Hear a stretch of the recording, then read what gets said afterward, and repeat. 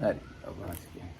So there is a, we are still continuing on the Dhamma talks with the topic of dukkha, suffering or unsatisfactory nature. So because there are some newcomers, there is a short summary of what we talked about already.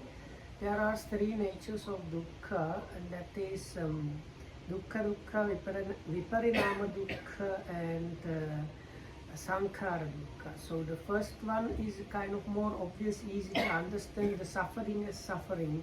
It has to do with mental and physical unpleasant experiences.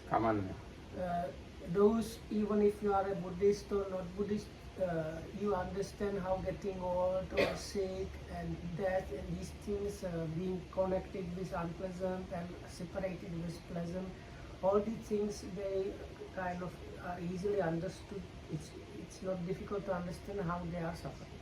ඊට පස්සේ විපරිණාම දුක්ඛ කියන්නේ ඒ දුක් පැහැදිලි දුකයි සැපයි කියලා පේන දේවලුයි ඒ දෙකම දුකටයි.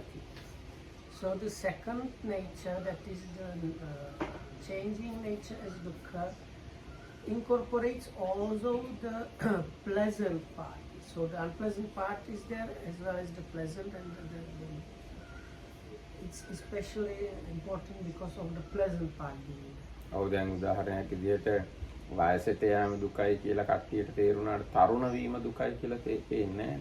So we talked about this yesterday. So if we take aging, so most people would agree on the fact that aging is unpleasant and kind of suffering. Then the opposite quality of being young is not seen as suffering really. දැන් ප්‍රියයන්ගෙන් වෙන්වීම දුකයි කියලා තේරුණාට ප්‍රියය හම්බ වෙන එක දුකයි කියලා තේරෙන්නේ නැහැ.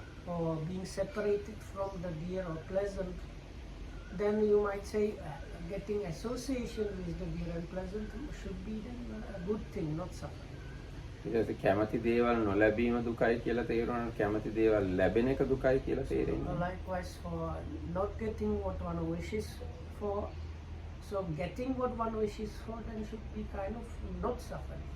හැබැයි ඒවත් දුකයි කියලා තමයි මේ විපරිණාම දුක්ඛය යටතේ සාකච්ඡා කරන්නේ. So but even this like a positive side, if you like, falls within the truth of suffering because of the second nature, and that's the suffering of the changing nature. ඔව් ඒ මොකද දැන් කොච්චර තරුණ වුණත් ඒ තරුණ බව වෙනස් වෙලා තරුණ බව ඉවර වෙලා යනවා. ඒකෙන්ද තරුණ බව දුක.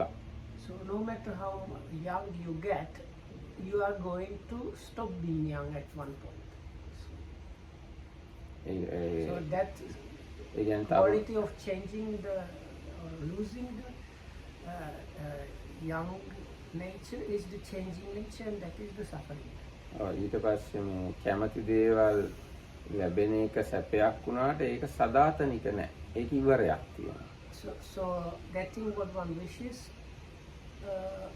is also temporary. It's not an everlasting thing. So again, it has a finish. It finishes and changes, and that's why it is within the second nature of the suffering. ඒකෙන් කායික මානසික සියලු සැප වේදනාවල ඉවරයක් තියෙනවා. වෙනස් වීමක් තියෙනවා.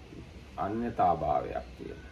So whatever mental and physical pleasant experiencing or comfort there might be, all that will change and will be lost, and that is again within the second nature of dukkha, the dukkha as the changing nature. ඒකට ඒ අනුව දුකත් දුකයි සැපත් දුකයි. So then we see that the suffering is suffering on its own, and also the pleasant comfortable situation is also a kind of suffering. ඕන ඔය කාරණාව තමයි විපරිණාම දුක්ඛය යටතේ සාකච්ඡා කරන්නේ. So that is the kind of discussion we had about the second nature of dukkha, and that's the nature of the change. ඊට පස්සේ සංඛාර දුක්ඛය කියලා කියන්නේ රූප වේදනා සංඥා සංකාර විඥාන කියන මේ පහම හැම ක්ෂණයක් පාසෙම ඉපදීමෙන් මියෑමෙන් පෙළෙනවා. So then the third nature is the sankhara dukkha, this kind of formed or conditioned nature that in itself is suffering.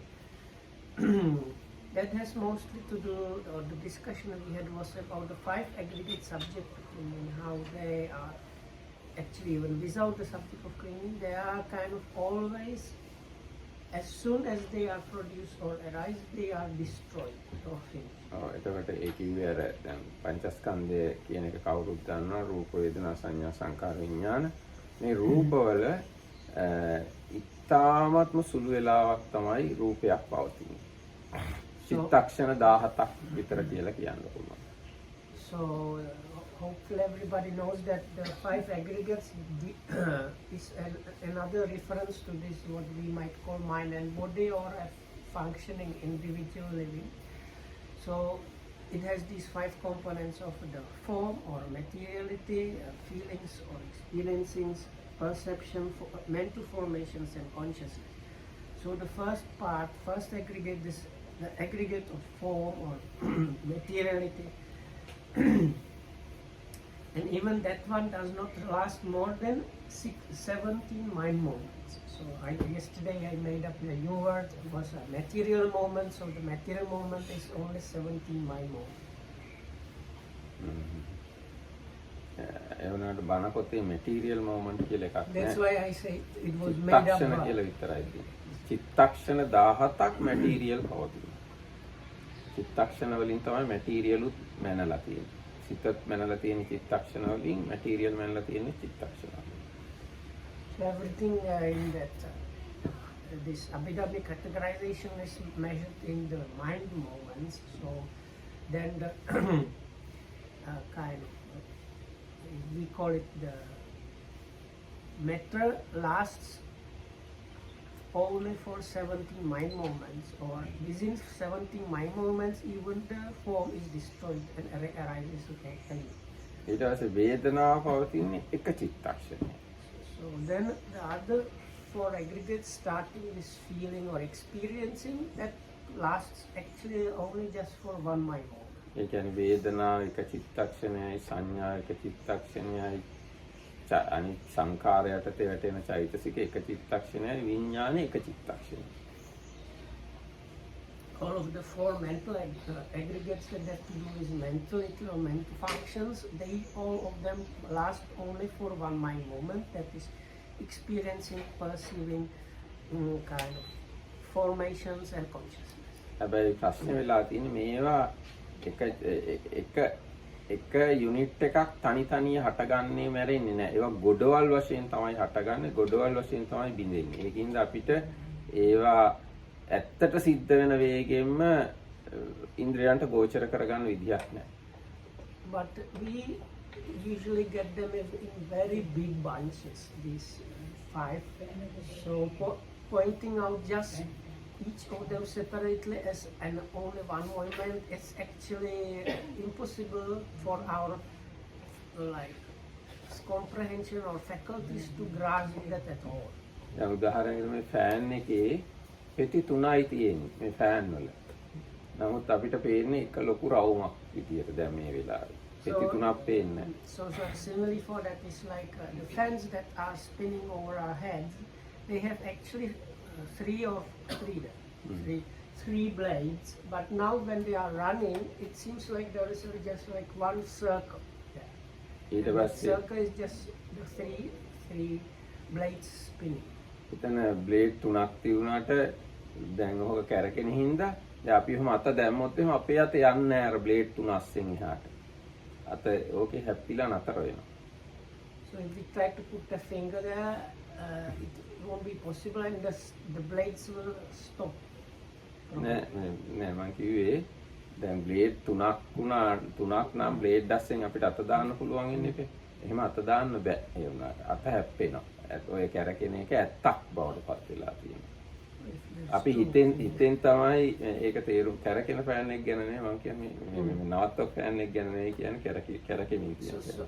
So okay, let's say this fan in the example is very strong and maybe the blades are very sharp even.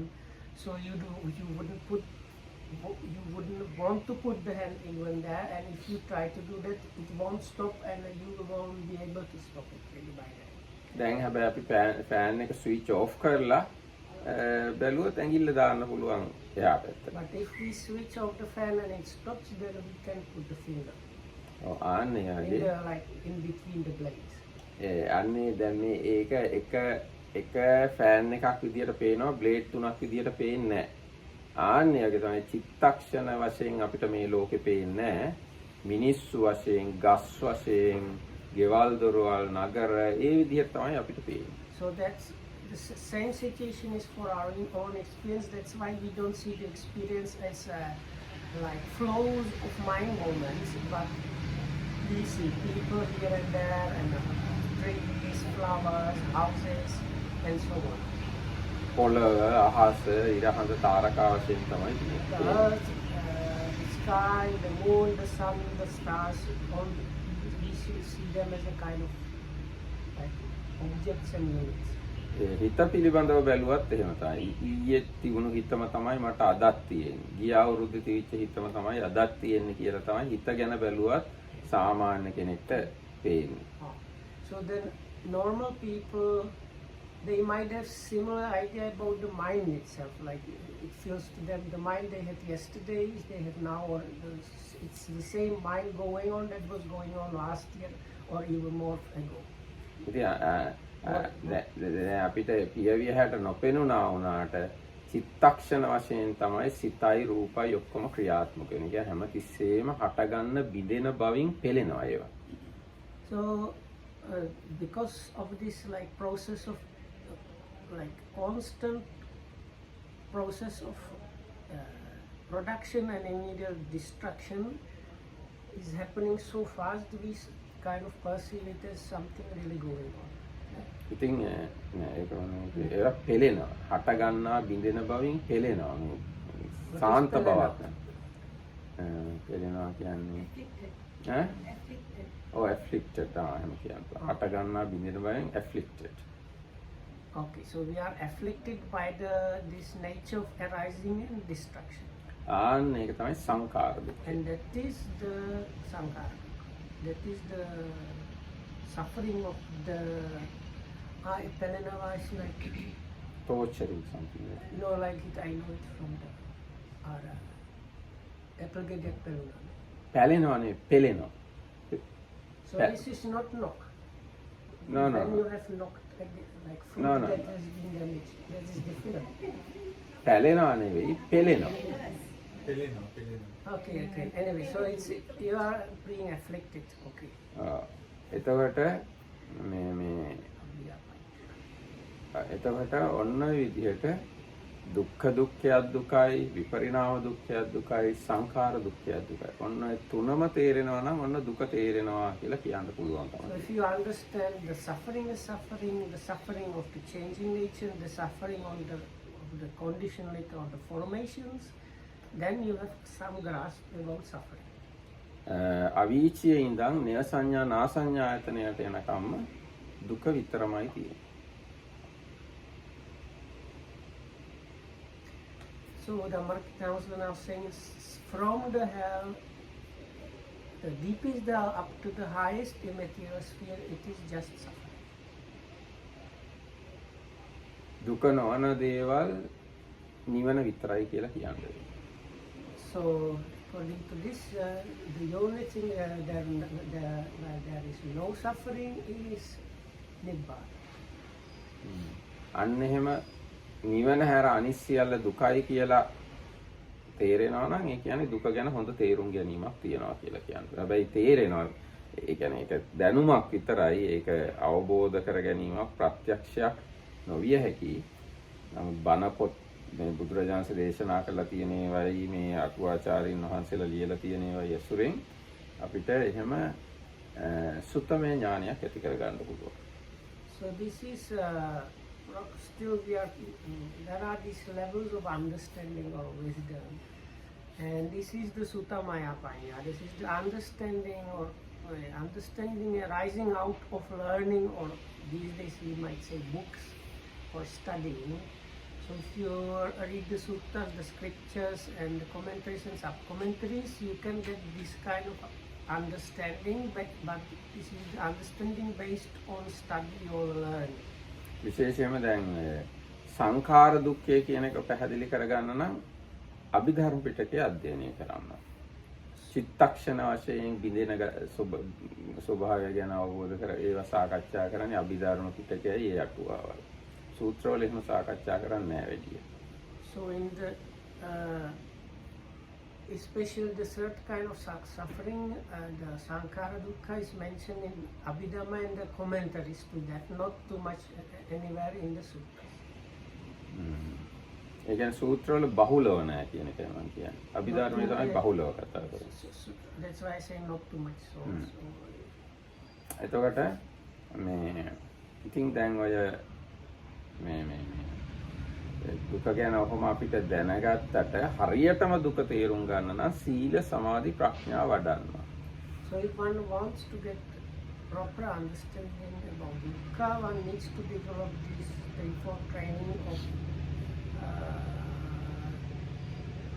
virtue, concentration and wisdom. ඒ සීල සමාධි ප්‍රඥා තර පූර්ව භාග ප්‍රතිපදා දුකට තමයි දාන්නේ. So the preliminary training, or no, the first, like beginning of the training actually can be put within the suffering also. නැහැ beginning ම නෙමෙයි ලෝකෝත්තර මාර්ග සිතට මෙහා තියෙන එකටයි පූර්ව භාග ප්‍රතිපදාව.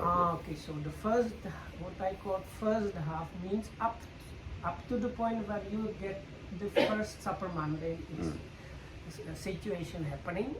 So that is the like preliminary or like the first part of the practice is until you reach the first supermundane. That is all of that within the truth of suffering. ඒ මොකද ඒ පූර්ව භාග ප්‍රතිපදාවත් හැදිලා තියෙන්නේ රූප වේදනා සංඥා සංකාර වලින් විඥාන වලින්මයි. Because the first, what do I call it? It's not good.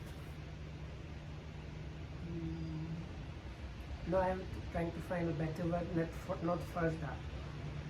But okay, so this, let's say, first part of the practice, what happens there is the 5 aggregates. So the 5 aggregates are within the truth of suffering.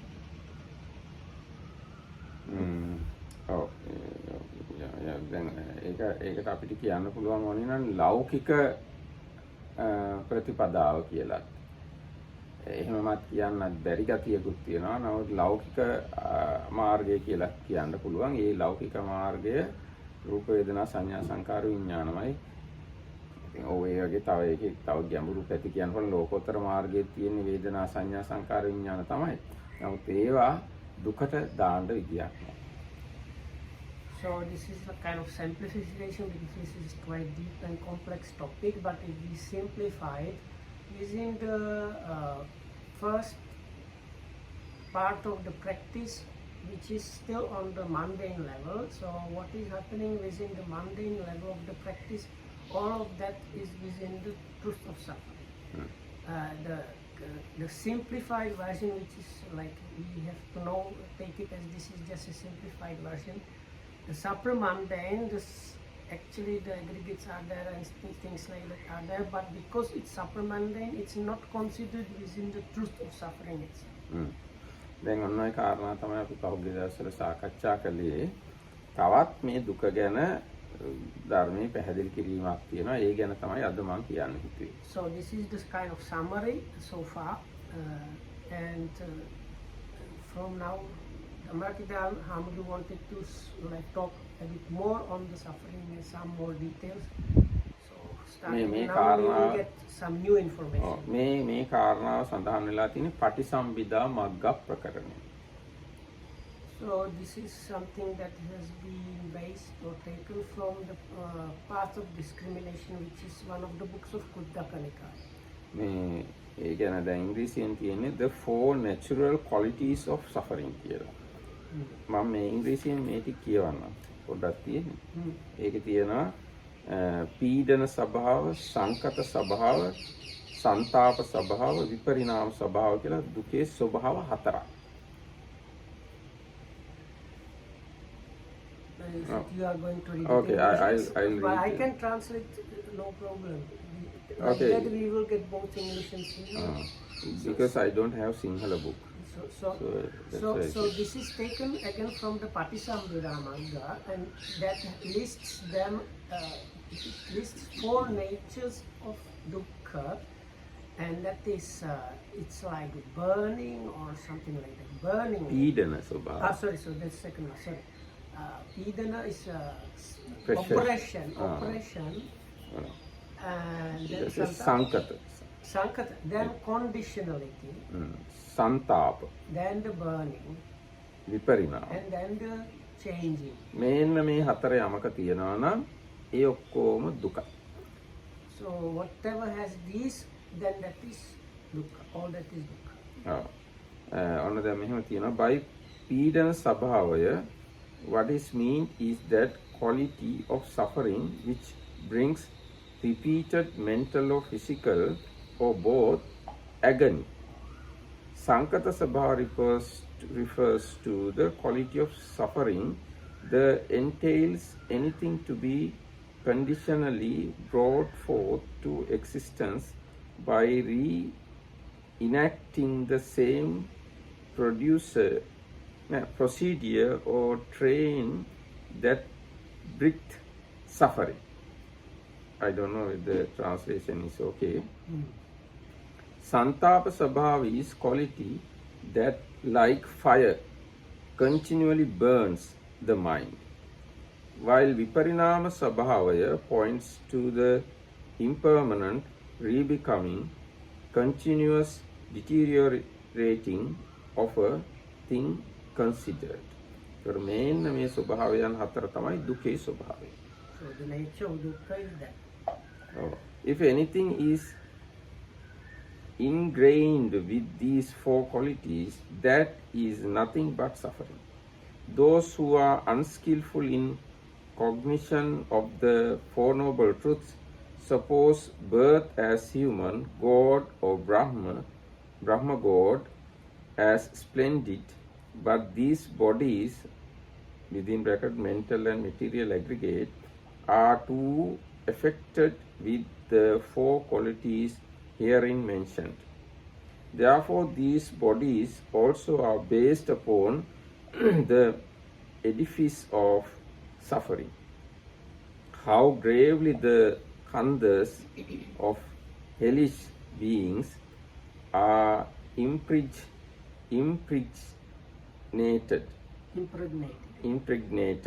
with suffering, one need not speculate. The fact of suffering can be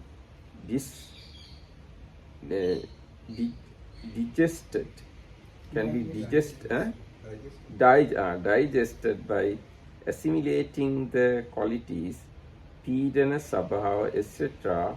of the supposedly exalted skandhas of Brahma gods down to those of devas and humans. Once the 4 qualities are clearly seen, the suffering-based nature of the object concerned can be arrived at. Thus, from superior khandhas of Brahma gods down to those of devas and humans, their suffering throughout nature is explained through qualities of pidana, etc. Alternatively, it should be seen that pidana sabhava is the main root quality of dukkha. The other 3 sabhavas, such as sankata, etc., could be taken as subordinate forms of pidana sabhava, or pidana sabhava is always present as agglomerated with the other 3 qualities. Pidana sabhava is peace resistance of the process of suffering. It is also characterized by tension and fear. Pidana sabhava arises along with sankata, santapa and viparinama sabhavas, natures of qualities. For those who take the 5 aggregates as I or mine will have to face mental and or physical agony by way of Sankata Sabhava, then later the same agony by way of Santapa Sabhava, and even later agony of the deterioration by way of Viparinama Sabhava. Since Pidana Sabhava is the root factor in the determination of suffering and manifests in no small amount in the other three factors, it is thus expanded by means of Sankata Sabhava, etc. So, I don't know, Vinita, you can tell anything about this? It's very evident, no? No need to explain. Okay. So, suffering is there everywhere where there is I. මම කියලා එකක් ඉන්නවා නම් ඒ කියන්නේ පංචස්කන්ධයක් තමයි මම කියලා අල්ලගෙන ඉන්නේ, හිතාගෙන ඉන්නේ. ඒ කියන්නේ දුක තියනවා ඒ හැම තැනම. පෙළෙන ගතිය තියනවා හැම තැනම. ගිහිද, පැවිදිද, තරුණද, මහලුද, පෝසත්ද, දුප්පත්ද, උගත්ද, නූගත්ද කියලා ප්‍රශ්නයක් නැහැ. දුක තියනවා හැම තැනම. So I have a very naughty question. Okay. So the arahats, they are free from suffering, no? They know what is freedom of suffering. So in what way does that happen?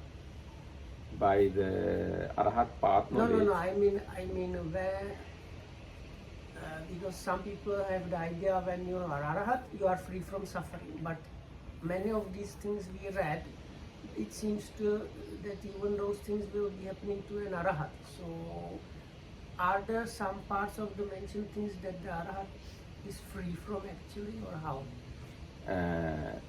දැන් රහතුන් වහන්සේලාට තියෙන්නේ උපදිනකොටම ගෙනාවු පංචස්කන්ධය. So can you say the question in Sinhala? දැන් මේ විනීතාන්දර අහන්නේ රහතුන් වහන්සේලා සියලු දුකෙන් මිදුණා කියලා අපි කියන්නේ. හැබැයි මේ රහතුන් වහන්සේලාට දුකක් තියෙන්න පුළුවන්ද වගේ ප්‍රශ්නයක් තමයි අහන්නේ. So the Marakita Hamudru said that even the arahat, he has the set of 5 aggregates that were came from his birth. So that in his last birth, still the 5 aggregates that started functioning from the birth are there still functioning. හැබැයි රහතුන් වහන්සේලා දන්නවා සම්පූර්ණ පංචස්කන්ධයෙන් මිදුණා කියන්නේ මොකක්ද කියන එක.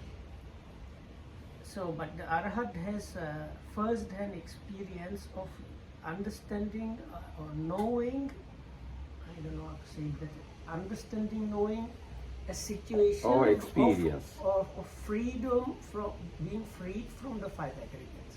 Complete freedom from 5 aggregates. හැබැයි එහෙම දැනගත්තට අර උපදිනකොට ගෙනාවු පංචස්කන්ධේ පිරිනුවම් පානකම් පවතින එක රහතුන් වහන්සේට නවත්තන්න විදියක් නැහැ. But the sequence of the 5 aggregates that started with the conception, that continues going on until the death. ඉතින් ඒක හින්දා ඒ පංචස්කන්ධය පරිහරණය කිරීමේ දුක රහතුන් වහන්සේට තියෙනවා. So because of that, this kind of using or going, the 5 aggregates going on, that kind of suffering is there even for an arahat. හැබැයි ඒ මේ පංචස්කන්ධය පරිහරණය කිරීමේ දුක උන්වහන්සේලාට හොඳටම යටපත් කරගන්න පුළුවන් ධානවලට සම්වැදීමෙන්, නිරෝධ සමාපත්තියට සම්වැදීමෙන්, අරිහත් ඵල සමාපත්තියට සම්වැදීම ආදී වශයෙන් ඒ පංචස්කන්ධ දුක්ඛය හොඳටම යටපත් කරන්න පුළුවන් උන්වහන්සේ. But the arahat can kind of suppress or reduce the suffering of the 5 aggregates by these lofty meditative experiences like the 4th jhana or the fruition attainment or some of the immaterial cessation of feeling and cessation of feeling and perception. ඒ වුණාට ඒ හැර අනිත් වෙලාවලදී උන්වහන්සේලාටත් ලෙඩ හැදෙනවා.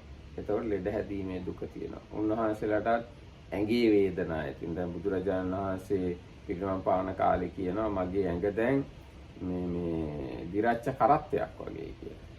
So then they still get sick and they still get old. So even the Buddha in kind of famous quote by the Buddha where he tells Ananda he's like an old cart held together by straps.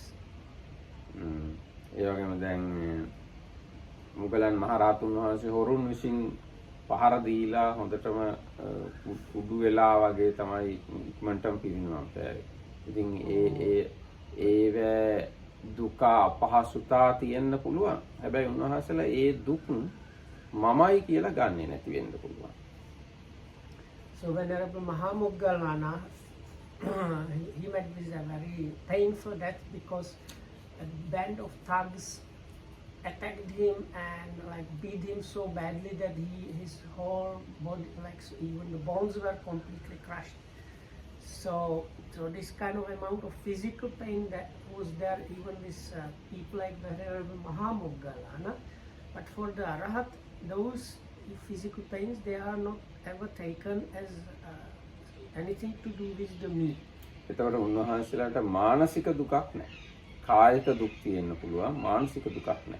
So even though the physical or even extreme physical pain might be there for an Arahat, there is never any kind of mental suffering.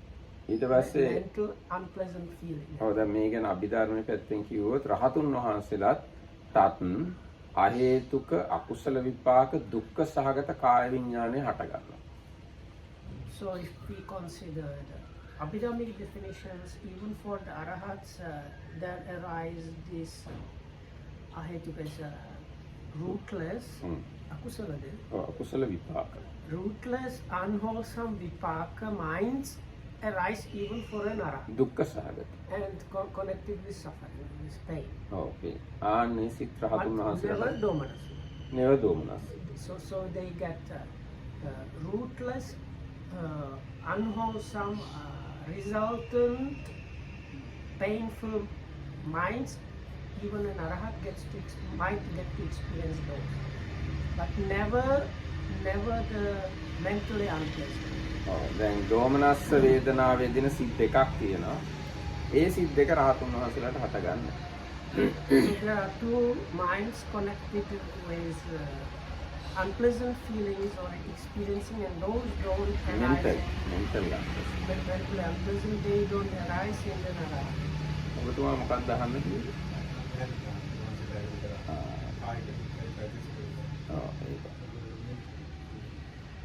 ඉතින් ඒ නිසා තමයි රහතුන් වහන්සේලා දැන් රහත් වෙලා සියලු දුකින් මිදිලා උන්වහන්සේලාට හිතන්නේ නැහැ නේ දැන් මම සියලු දුකින් මිදුණා මට ඉතින් දැන් හැමදාම ඉන්න පුළුවන් කියලා. උන්වහන්සේලා ඉතාම ඉක්මනින් පිරිනොම් හැකි ඉක්මනින් පිරිනොම් පාන. රහතුන් වහන්සේලා දැන් සියලු දුකින් මිදිලානේ. ඉතින් උන්වහන්සේලාට බැරිය නම් හැමදාම වගේ ඉන්න ගොඩක් කල් ජීවත් වෙන්න බැරිය. එහෙම එකක් නැහැ. උන්වහන්සේලා හැකි ඉක්මනින් පිරිනොම් පාන තමයි බලාපොරොත්තු වෙන්නේ. ඒ ගැන උපමා කරලා තියෙන වැඩ කරපු සේවකේ අඩිය කවදද ලැබෙන්නේ කියලා බලාගෙන ඉන්නා වගේ තමයි රහතුන් වහන්සේලා පිරිනොම් පාන්න බලාගෙන ඉන්නේ. I did not understand. So, is it like that in the Sinhala translation? Because No, we it's have in Pali always. No, because we have the same thing, but it's translated a bit differently. So, Dhammatam was saying the Arahat, because he's now free from suffering, he's kind of awaiting, but in the Sinhala, it sounds almost like expecting the final Nibbana quickly. And the simile from the scriptures is like somebody that has finished the work and is waiting for the fee, for the wages. But in English, you don't get this part because the awaiting in English is pretty much neutral. It might be you are just waiting for it until you get it. Whereas what you said sounded like let's get it as fast as possible. දැන් සාමාන්‍යයෙන් දැන් වැඩ කරපු එක්කෙනා පඩිය ලැබෙනකම් බලාගෙන ඉන්නවනේ. එයා කැමති පුළුවන් තරම් ඉක්මනට පඩි ලැබෙනවා නන්නේ පරක්කු වෙනවට වඩා. ඒකයි මම කිව්වේ. No, because if we say that, then the question is, so then the Arahat has kind of liking to get the fast Paranibbana. No, if we he is can't. liking, that is the problem. නෑ දැන් අපි ඒ දීලා තියෙන උපමාව බැලුවාම සාමාන්‍යයෙන් වැඩ කරපු එක්කෙනෙක් පඩිය ඉක්මනට ලැබෙනවට කැමතිනේ පඩිය පරක්කු වෙනවට වඩා. ඒකයි මම කියන්නේ. Okay, so point is, you don't have to have a kind of expectation, but if it happens fast, it is appreciated. හැබැයි රහතුන් වහන්සේලා ගැන කියලා තියෙන නාබි නන්දාමි ජීවිතං නාබි නන්දාමි මරණං. But this anyway, this whole story about the salary or wages is it's explained. The Arahat does not delight in living. He does not or she does not delight in not living. මරණ death. Or in death. නාබි නන්දාමි ජීවිතං නාබි නන්දාමි මරණං. ඊට පස්සේ තමයි අර අනිත් කැලල තියෙන්නේ බැටුප බලාපොරොත්තුෙන් ඉන්න සේවකයෙක් වගේ ජීවත් වෙනවා කියලා. He just stays or lives waiting for the fee, like the wages. So that's the thing. ඒතකොට දැන් රහතුන් වහන්සේලාගේ දුකක් තියනවාද කියන එක ගැන ওই විදිහට තමයි ත්‍රිපිටකයට අනුව කියන්න පුළුවන්. That's in the Tripitaka, that is there. Also, ඒ ත්‍රිපිටකයට අනුව ඔහොම තමයි ඒ ගැන මට පැහැදිලි කරන්න පුළුවන්කම so if we take the scriptures as the basis and try to, according to our knowledge, to explain the suffering of the Arahat or how is it with death, that is what we can say. හැබැයි බුදුරජාණන්සේ වෙන තැන්වල කියලා තියෙනවා රහතුන් වහන්සේලාගේ දුක ගැන නෙවෙයි සෝවාන් පුද්ගලයාගේ දුක පවා ඉතාම චුට්ටයි කියලා. හිමාලය ගාව පොඩි ගල් කැට දෙකක් තිබ්බොත් සෝවාන් පුද්ගලයාට ඉතුරු වෙලා තියෙන දුක ගල් කැට දෙක වගේ සෝවාන් පුද්ගලයා ප්‍රහාණය කරපු දුක හිමාලය කන්ද වගේ. හිමාලය. නෑ ඒක ස්කෙලින් සූත්‍රය.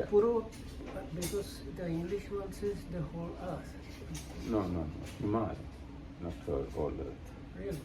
Okay.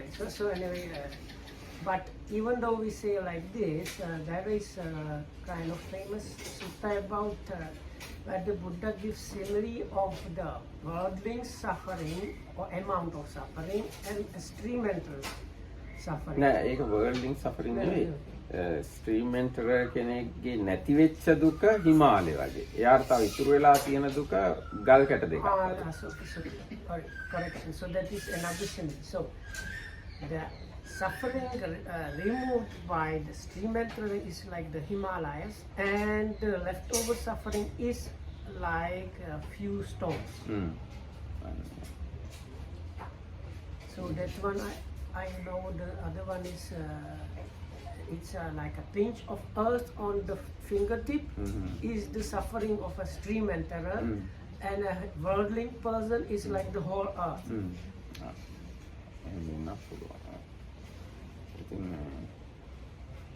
ඉතින් ඔන්න විදියට අපි මේ දුක කියන එක සම්පූර්ණයෙන් තේරුම් ගන්න ඕනේ. ඒක තමයි අර දුක ගැන බුදුරජාණන් දේශනා කරන්නේ පරිඤ්ඤයං නෑ දුක්ඛේ ඥානං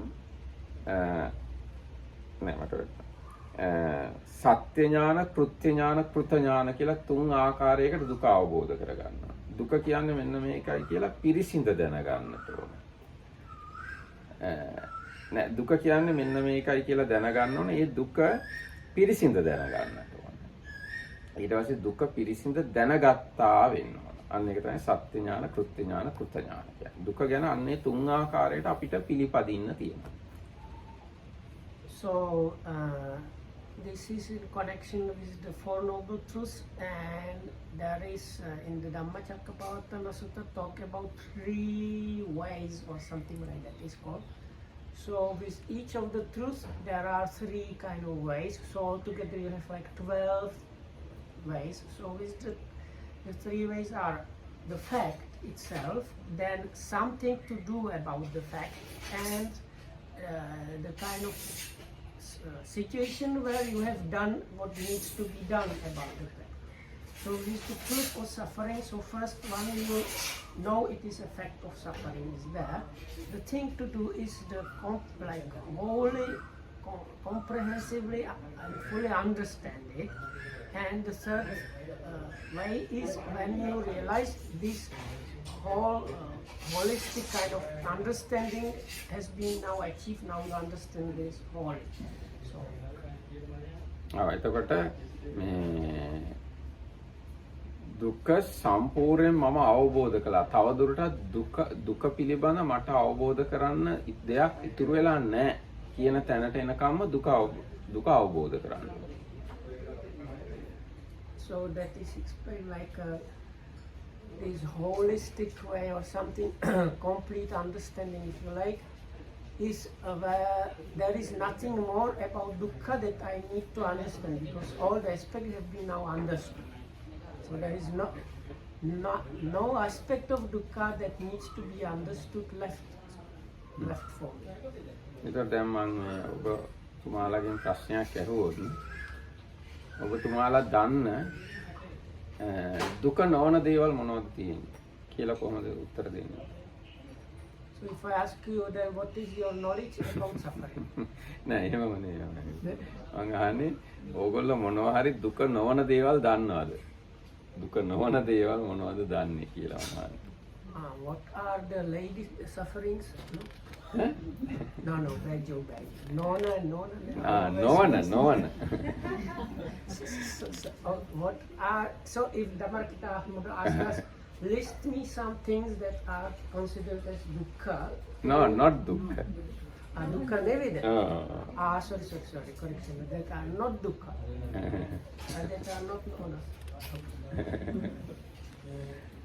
දුක් නොවන මොනවද තියෙන්නේ?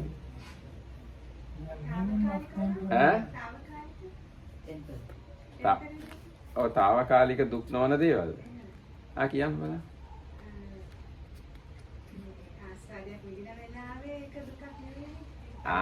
ඒක තමයි අර මම කිව්වේ ඒ කොටස දාන්නේ විපරිණාම දුක්ඛයට කියලා. ඊටාම ආස්වාදනීය දේවලුත් විපරිණාම දුකට දානවා. ඒකින්ද අන්න එහෙම කියන්න බලන්න මේ ගැන නිකන් තව විනාඩි කිහිපයක් අපිට තියෙන හින්දා මොනවද මේ දැන් මම දවස් 3ක් විතර මේ ගැන කතා කළානේ. ඒකෙන් මොනවද ඔළුවට ගත්තේ කියලා පොඩ්ඩක් සාකච්ඡා කරන එක හොඳයි. දුක නොවන දේවල් මොනවද ඕගොල්ලෝ දන්නේ කියලා මම අහන්නේ. So there is a third confusing word. So that you have නොවන. No, this is novana. නොවන. Yes, so there's sorry, there is even more correction because there are three confusing words. So like. Yes. Alexander is going to ask something. Is sati also dukkha? But becoming pure sati, not like a preparatory practices. Okay, I'll question you again. This pure sati is permanent or impermanent? If it is impermanent, it is suffering. Does it arise automatically, or do some other things need to come together? Does it arise automatically, or some things need to come together in a specific way for it to arise, or no? Yes, so the Sankata is there.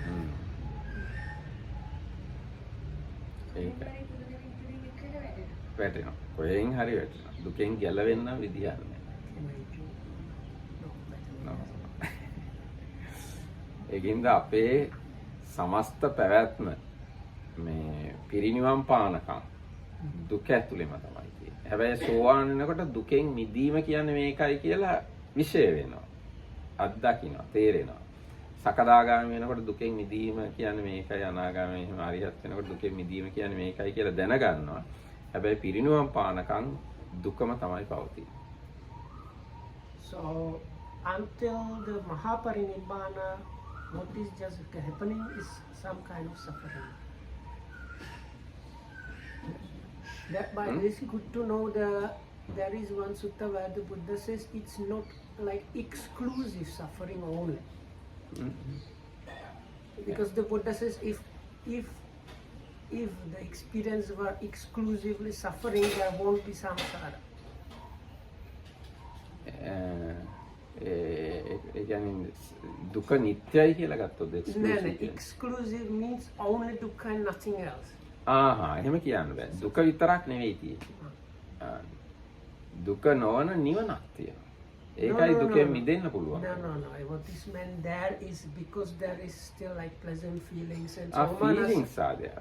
Pleasant feelings are there. Unpleasant feelings are there. But the both feelings count under suffering.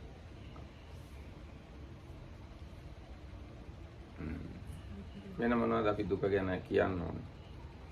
දැන් මේ නායක හඳුරන්නේ පොත කියවන්න ඉඩක් ලැබුණොත් මේකේ දුක්ඛ සත්‍ය ගැන ගොඩාක් විස්තර තියෙනවා. දිව්‍ය ලෝකේ තියෙන දුක, බ්‍රහ්ම ලෝකේ තියෙන දුක, ඒවා හිතන් කියලා තියෙනවා. ඊට පස්සේ මේ වද්ද බුද්ධ ටෝට් කියන පොත තියෙනවානේ රාහුල හඳුරන්ගේ. ඒකෙත් තියෙනවා හොඳ දුක ගැන විස්තරයක්. අන්න මේ වද්ද බුද්ධ ටෝට් පොතේ දුකයි මේ චතුරාර්ය සත්‍ය පොතේ දුකයි කියන දෙක කියුවොත් සෑහෙන දුක ගැන මේ Tamanට අවබෝධයක් එනවා. දැන් ත්‍රිපිටකයේ දුක ගැන තිබ්බට මේ වගේ ඒවා ඔක්කොම එකතු කරලා එක තැනක නැහැ. ත්‍රිපිටකයේ හැමතැනම විසිරීලා තියෙන්නේ. ඒ වගේම දුක ගැන සූත්‍රවල සාකච්ඡා කරන විදිය එකක්, අභිධර්මයේ සාකච්ඡා කරන විදිය තව එකක්, අටුවාවල තව එකක්. ඒ නිසා ඒවයින් දුකට අයිති කොටස් ටික එකතු තැනකට එකතු කරලා අරගෙන දුක ගැන සම්පූර්ණ පින්තූරයක් හදාගන්න එක අමාරුයි.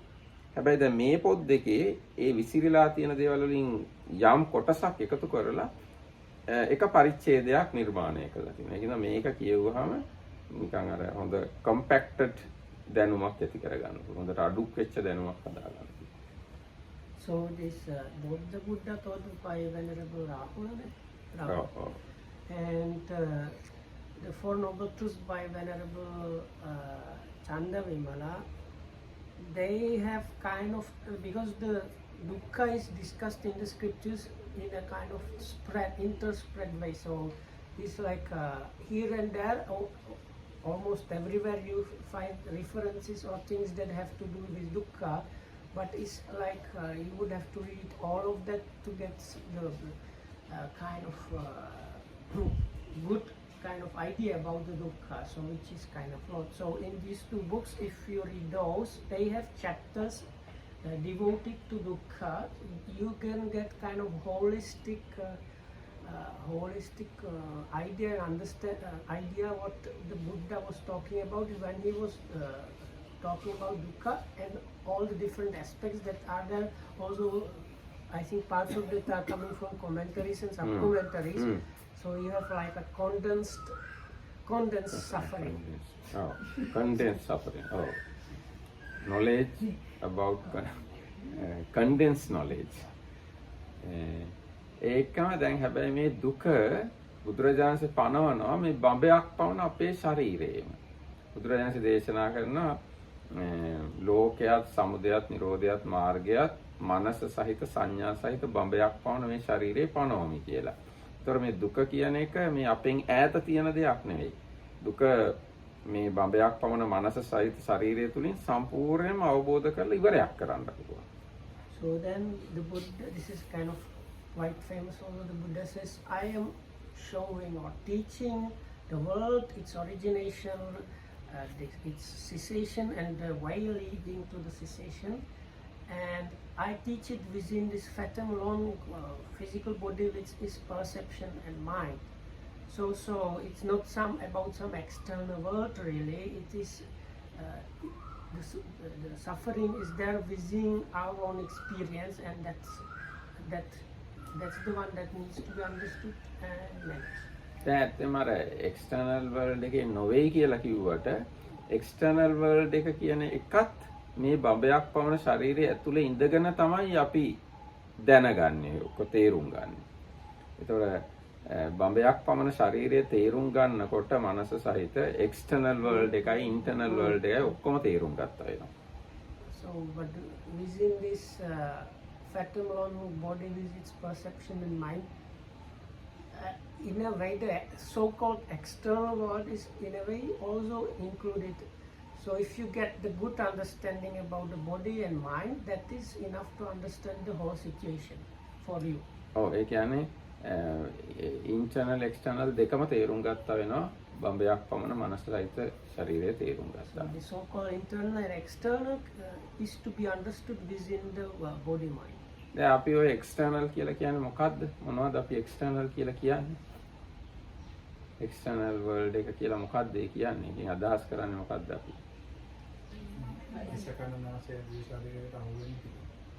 external කියලා කියන්නේ.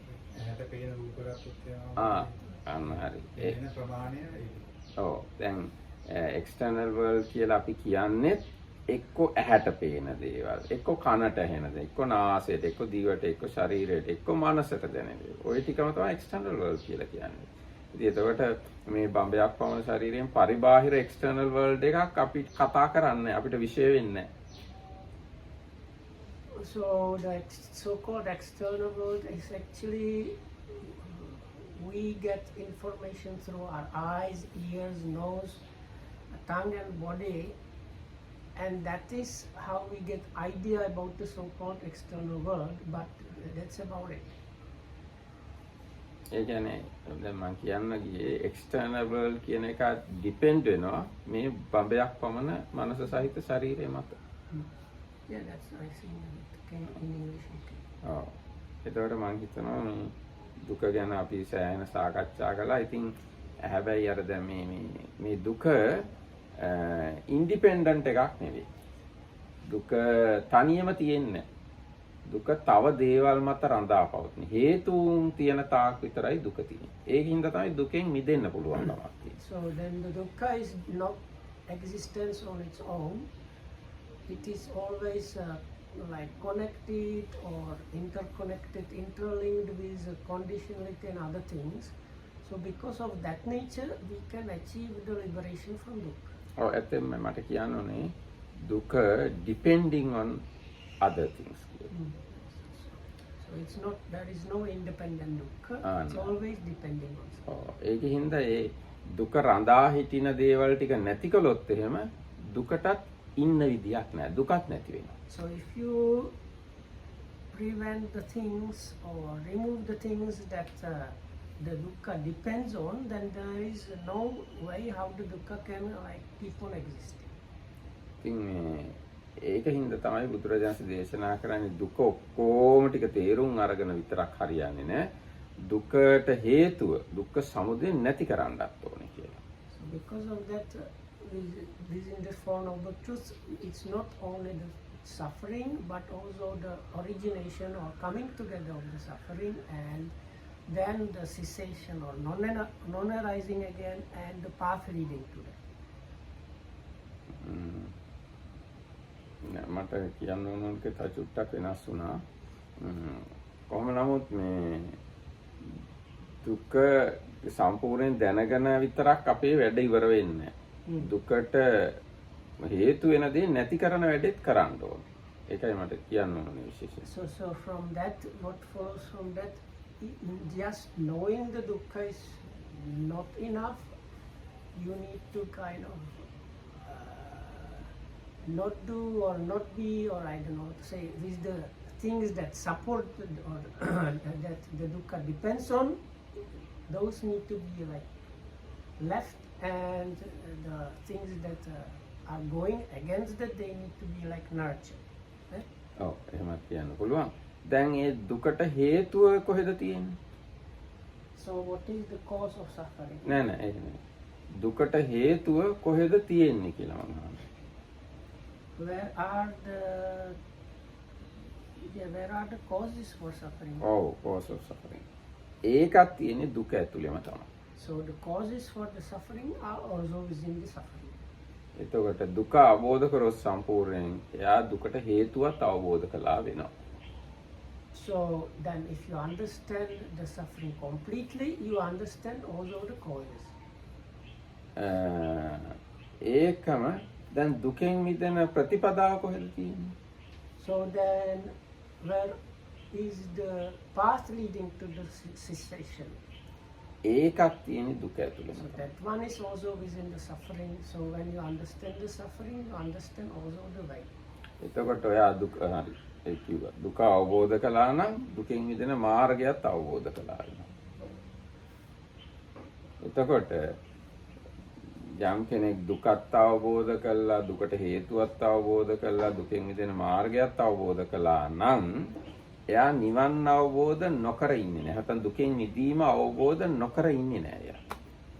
So somebody that has fully understood dukkha, its origination and the path leading to the cessation, such a one is kind of cannot stay without realizing the cessation.